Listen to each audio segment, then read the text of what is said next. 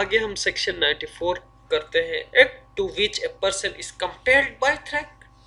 except murder and offenses against the state punishable with death. Nothing is an offense which is done by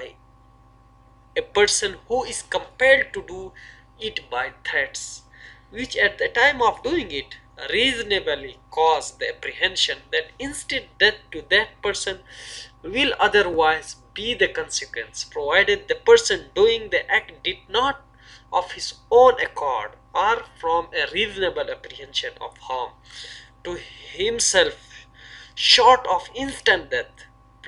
place himself in the situation by which he becomes subject to such constraint. یہاں explanation میں کہتا ہے a person who of his own accord اور by reason of a threat of being beaten join of a gang joins a gang of dacoits knowing their character is not entitled to the benefit of this exception on the ground of his having been compelled by his associates to do anything that is an offense by law. A person seized by a gang of dacoits and forced by threat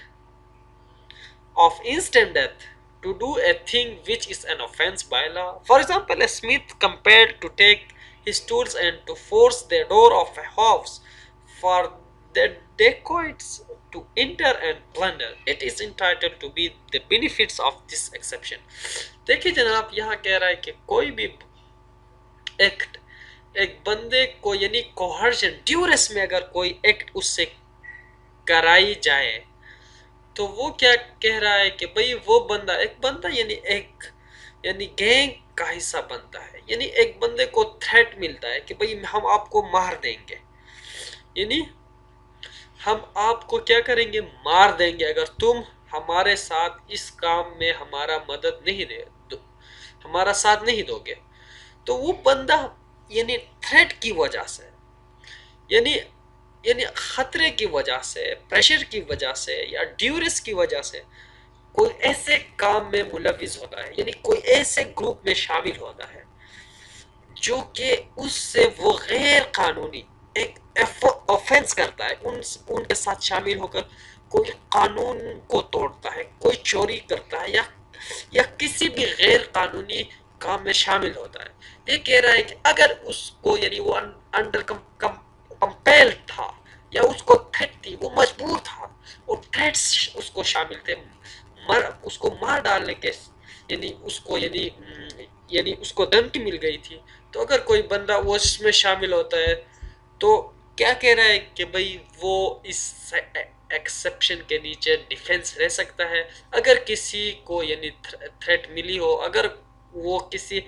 divorce میں اگر اس نے کوئی ایسا group join کی ہو اور وہ group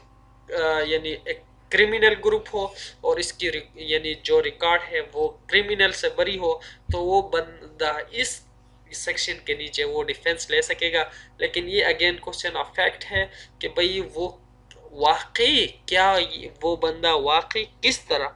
threat اس کو ملے تھے, کس طرح دیے تھے, اور یہ اگین کوسچن آف فیکٹ ہے. تو امید کرتا ہوں کہ دوستوں آج کا یہ مختصر سا اینڈ برائف سا یعنی یہ لیکچر آپ کو سمجھ آ گیا ہوگا. اگر نہیں بھی آیا تو آپ کمنٹ سیکشن میں اپنا کوسچن چھوڑ سکتے ہیں. اپنا بہت سارا خیال رکھیے گا. اللہ حافظ, بائے بائے.